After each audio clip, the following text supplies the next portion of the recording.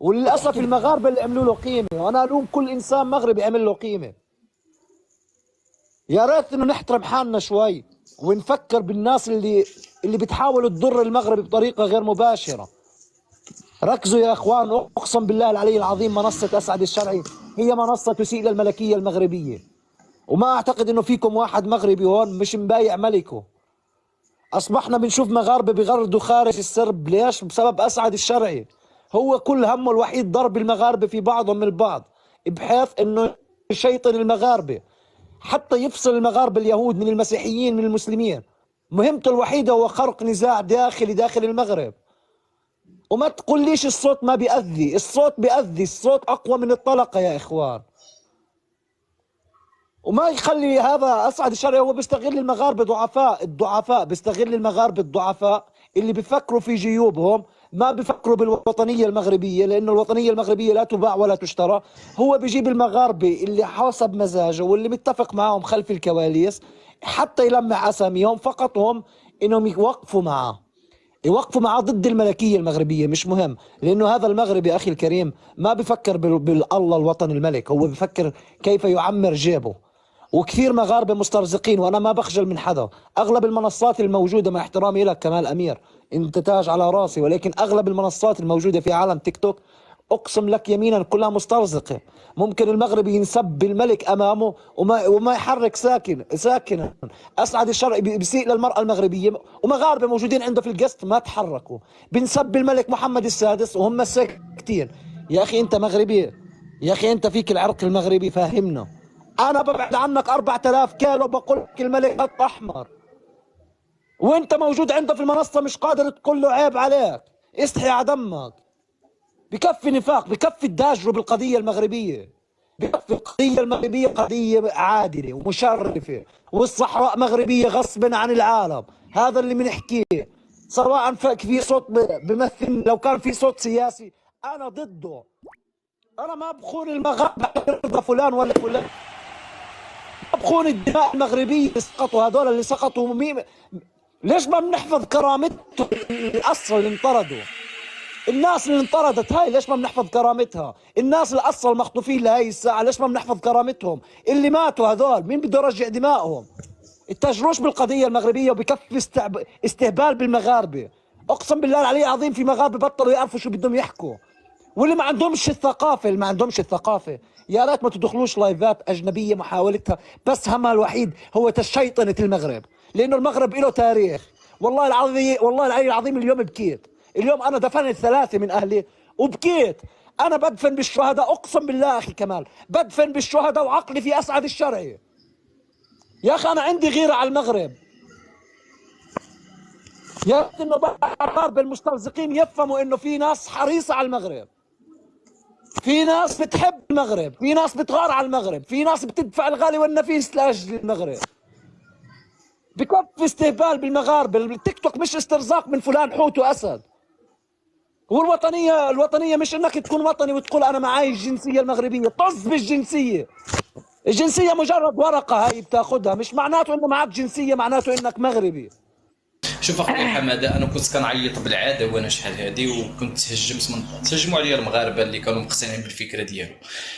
كاينين المغاربه اسمعوا خوتي اللي كتمشيو لتماكن وكتدخلوا على اساس انكم غادي ديروا لايفات وغادي تنجحوا فيهم، وغادي يعطيكم واحد الشرعيه، وغادي يساعدكم على انكم تبانوا وتظهروا في المواقع. سمعوا الخوت، والله ما كيساعدكم ويبينكم في المواقع الا لاهداف شخصيه، وغادي نبدا لكم بالواحد كيصنعكم وكيردكم اعداء وكيحاربوكم ولاد بلادكم وكيخلق منكم الانفصاليين واللي كيخرجوا على الوجهه ديالهم وعلى المسيره ديالهم وعلى السكه ديالهم.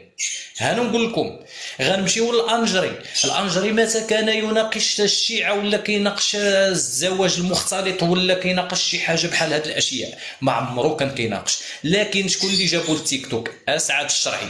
شكون اللي عطاه الشرعيه؟ هذا الشرعي عطاه شرعيه من لا شرعي. فاذا به فاش وليتوا كتكلموا الانجري من بعد ذلك شنو دار؟ خرج هو راه كاين تواصل مع اسعد الشرعي بزاف، وراه كيقولها وكيبقى يحشيها لنا كيقول لك تواصلوا معي. المغاربه وقالوا لي على ان فلان راه حقه وحقه، وحتى انه بدا كيتكلم حتى على المغربيات، ياسر ابو بدا كيتكلم حتى. ياسر نعم. من واخا جيشه من خاي- قطر. انا عندي نعم. معلومات واخا باش خايله، ننشر. انا نعطيكم الكلمه. يعني كيقول حتى ان على المغربيات اتصلوا به شي مغاربه وقالوا له نزل واحد السيده، لان هذيك السيده هذيك يعني منبوذه من طرف النظام المغربي، كيقولها في اللايف. فاذا به كيصنعكم وكيبقى يدير عليكم المؤامره، وفاذا به كيردكم نتوما خونه ويبقاو تهجموا عليكم على اولاد بلادكم المغاربه، وكيتفتحوا منصات ويبقى تضربوا بيناتنا حتى اننا كنساو القضيه اللي داخلين عليها هنا.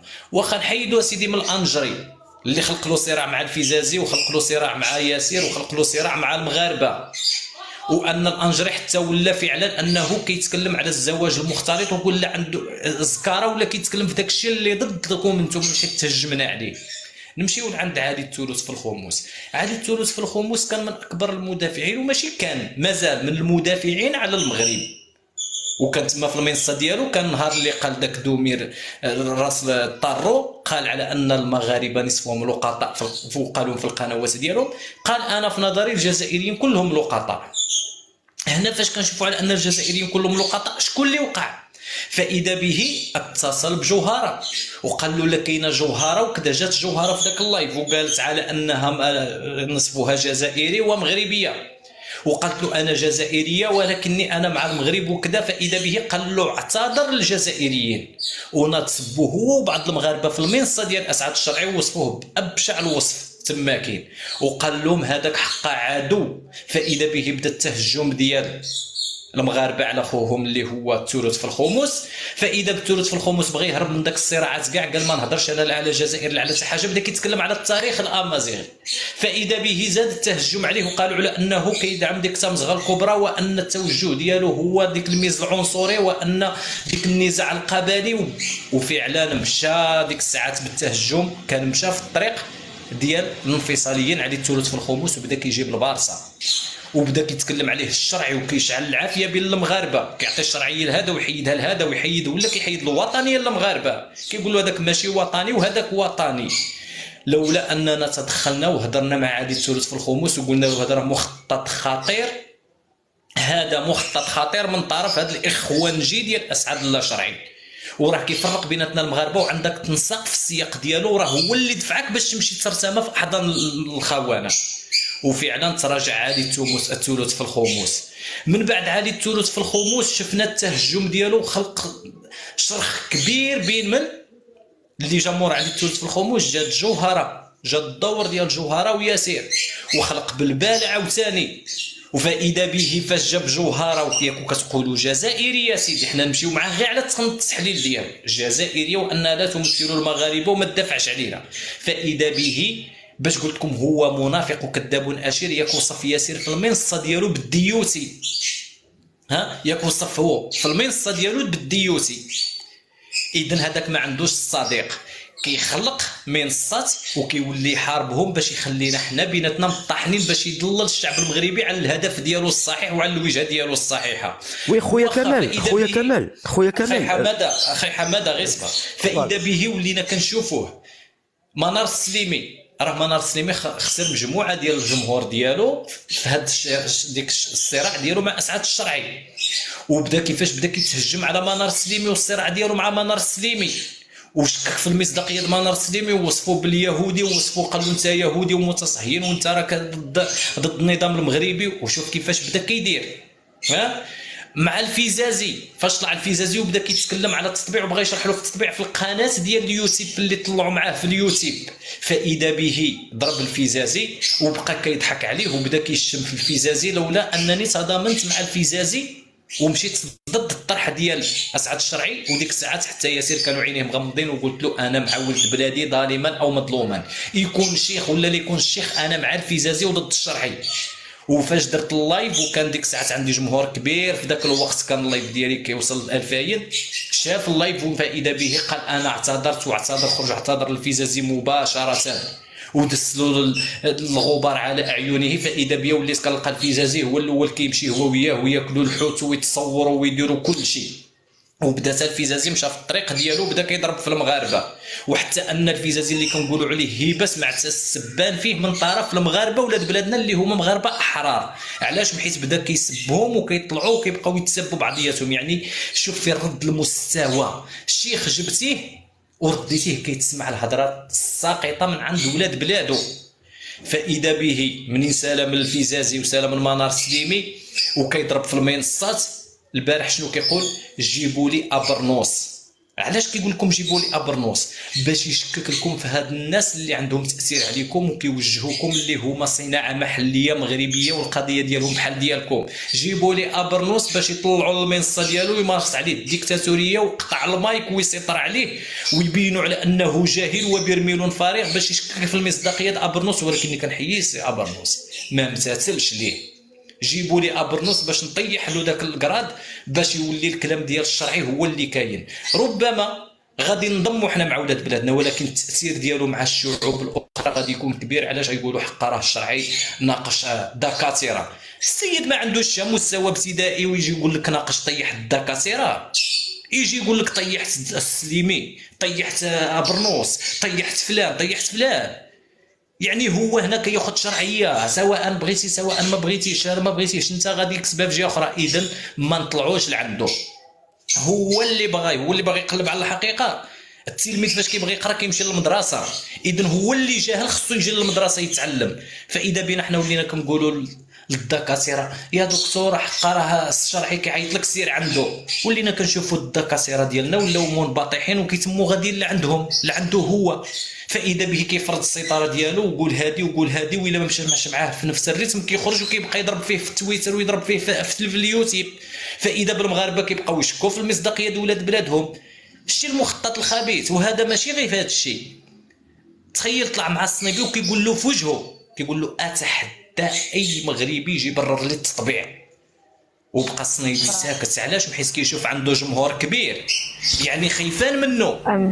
الثقه في الوثيقه مشات بهضره وحده من عند اسعد الشرعي، بحيث ولا اسعد الشرعي وكانما هو المقدس عند المغاربه. خصكم تعيقوا به، ما نطلعوش لعنده. الا بغى يفهم هو يجي يفهم اخر مغربي. واش السيد ما عارفش حرب اكتوبر شنو فيها؟ السيد ما عارفش نقطه الحرب ديال صلاح الدين الايوبي والجيش المغربي اللي شارك تما كاين باب المغاربه، وما عارفش الاتفاقيات ديال تبادل الاسرى، وما عارفش فوقاش طبع المغرب. ويجي يقول لك المغرب طبع من اجل الصحراء المغربيه وقايض بالصحراء المغربيه من اجل التطبيع باش يخدم الاجنده ديال ايران ويشككنا حنايا في الله يصبر باش نقولوا له الحل المنير. انت غادي في الطريق فاذا بك لقيتي واحد اللافته، الهواء هنا فيه غاز مسموم. شنو غادي دير؟ غدير الكمامه هكا على نفك وتدوز، من حيث لا استنشقتي ديك الغاز غادي تموت طيح.